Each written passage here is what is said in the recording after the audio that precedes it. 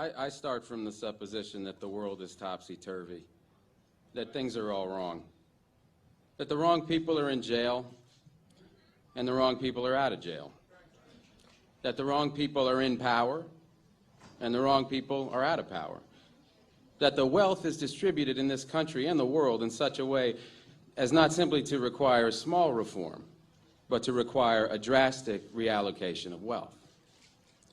I start from the supposition that we don't have to say too much about this because all we have to do is think about the state of the world today and realize that things are all upside down. Now, if you don't think, if you just listen to TV and read scholarly things, you actually begin to think that things are not so bad, or that just little things are wrong. But you have to get a little detached and then come back and look at the world, and you are horrified.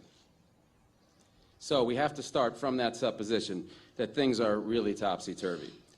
And our topic is topsy-turvy, civil disobedience.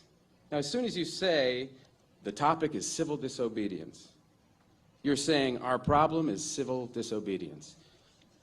That is not our problem. Our problem is civil obedience.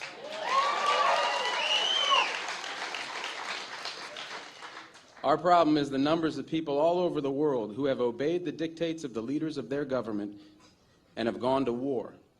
And millions have been killed because of this obedience. We recognize this for Nazi Germany.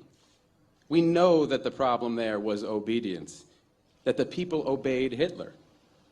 People obeyed. That was wrong. They should have challenged, and they should have resisted. And if we were only there, we would have showed them. Even in Stalin's Russia, we can understand that. People are obedient. All these herd-like people. Remember those bad old days when people were exploited by feudalism? Everything was terrible in the Middle Ages. But now we have Western civilization, the rule of law. The rule of law has regularized and maximized the injustice that existed before the rule of law. That is what the rule of law has done. When in all the nations of the world, the rule of law is the darling of the leaders and the plague of the people, we ought to begin to recognize this. We have to transcend these national boundaries in our thinking. Nixon and Brezhnev have much more in common with one another than we have with Nixon. J. Edgar Hoover has far more in common with the head of the Soviet secret police than he has with us. It's the international dedication to law and order that binds the leaders of all countries in a comradely bond. That's why we're always so surprised when they get together. They smile, they shake hands, they smoke cigars. They really like one another, no matter what they say. What we are trying to do, I assume, is really to get back to the principles and aims and spirit of the Declaration of Independence.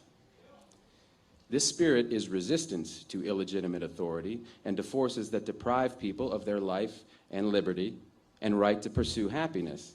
And therefore, under these conditions, it urges the right to alter or abolish their current form of government, and the stress had been on abolish.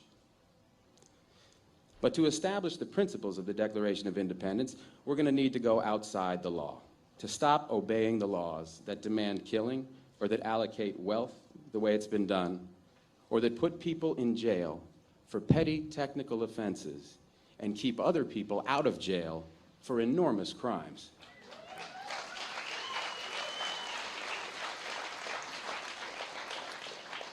My hope is that this kind of spirit will take place not just in this country, but in other countries, because they all need it.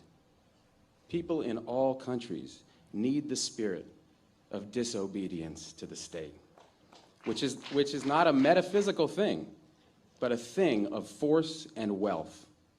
And we need a kind of declaration of interdependence among people in all countries of the world who are striving for the same thing.